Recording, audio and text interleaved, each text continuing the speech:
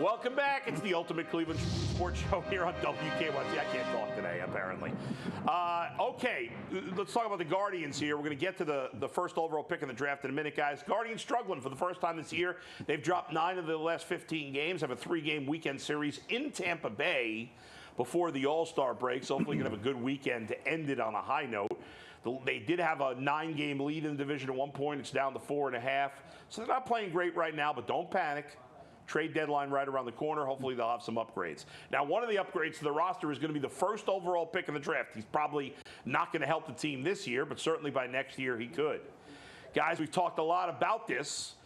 We don't usually talk about baseball draft. We talk a lot about the football draft, talk a lot about basketball draft. Baseball draft usually gets ignored. This year, because the Guardians had the first overall pick, we've actually talked about it a decent amount this week.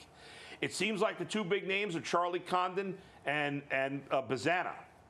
Condon and Bazzana. Those are the two big names that we've heard here. Who are they going to take? We've had predictions from some experts so far, but I'm going to make my pick right now, and that's Condon. Charlie Condon played in the SEC, which is the best level of college baseball, the highest level.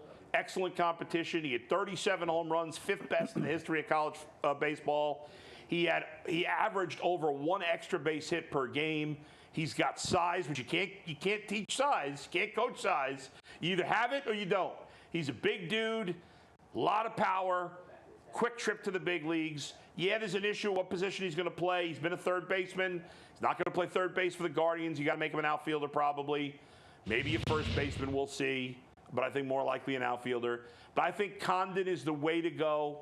I think he's the most proven entity out there. If they take Bazzana, I'm fine with that. If they take Wetherholt, I'm fine with it. I generally trust this front office, but I'm going to go with Condon as the choice. Easy money. I mean, give me Condon. Listen, his freshman year, 25 home runs. Comes back his sophomore year, 37 home runs. And then McNuggets tells me he only played like 57 games. I'm like, this guy is batting .433. He's putting up 37 home runs. And he has a boatload of doubles in that as well. So when you look at him, it's a power hitter. He plays your power positions. We've been wanting a right-handed power hitter in right or left field for years. Yep. And it's an opportunity to grab one of those guys. It's a slam dunk for me. I'm taking him. Oh, man, great picks by you guys. I'm going Condon as well, but for different reasons. So, Bull, you alluded to this earlier this week. What number does Condon wear, right? Number 24. Mm-hmm. What's the last guy that was a homegrown Cleveland prospect that wore number 24? That turned out to be a damn good hitter. I don't even know because I don't know numbers. I never remember. Manny Ramirez. Manny Ramirez. I'm bad when it comes to numbers. I've never been bad with baseball numbers. Outside of that, when I look at it is, I made a mistake the other day on this graphic, right, with his OPS. Yeah. And the mistake ends up being the reason why I want him. Anytime that you're slugging 1.009 for a season, sign me up for that, man. Give me Charlie Condon for the Cleveland Guardians, #1 overall. Do the Guardians currently have a number 24 on the roster? I don't think so off the top of my head. I never remember baseball numbers. I don't know what it is. I remember Ernie Banks and Larry Doby, both 14. Ryan Sandberg was 23. Mark Grace was 17. I don't really remember many. I wear Michael Jordan's 45. Everybody knows basketball numbers and football numbers. There's no current 24 on the Guardians roster. There you go. Get them up here. Let's have them in the line. Can we get them in the lineup by next week? Hey, listen. Can I pull the curtain back real quick for 1 sec, G? Go ahead. Between our last commercial break, our last block, and this block, I went out and asked everyone, all right, so I have the graphics ready. Who are you going to take? And Bull goes, I'm taking Bazzana. Right. He did. He said, yeah, I got You did? I was like, maybe he switched it up. Maybe he got some more information. Wow, that's a bad job out of me. He's like,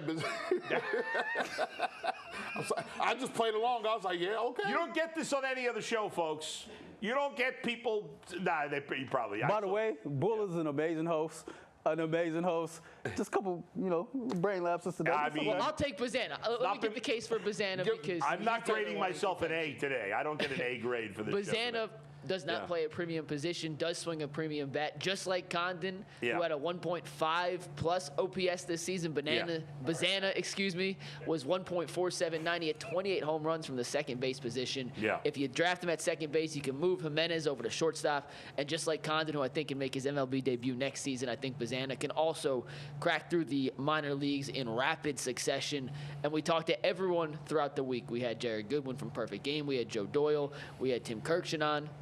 Bazzana, Condon, and Wetherholt all seem to be the consensus 1, 2, 3. I'm just going to trust the Guardians to take the best player. By the way, I'm not going to get mad. Don't steal that. If they do get Bazzana, I got bananas for Bazzana. Like, don't steal that. It's coming. It'll That's be going to here. be used consistently. That's a Mikey McNugget special. And someone's going to say it like it's new. Yeah. Bananas for Bazzana, huh? That's true. They're going to steal that and not give you credit. On the Guardians show earlier, by the way, if you missed the Ultimate Cleveland Guardians show from this morning, make sure you check it out.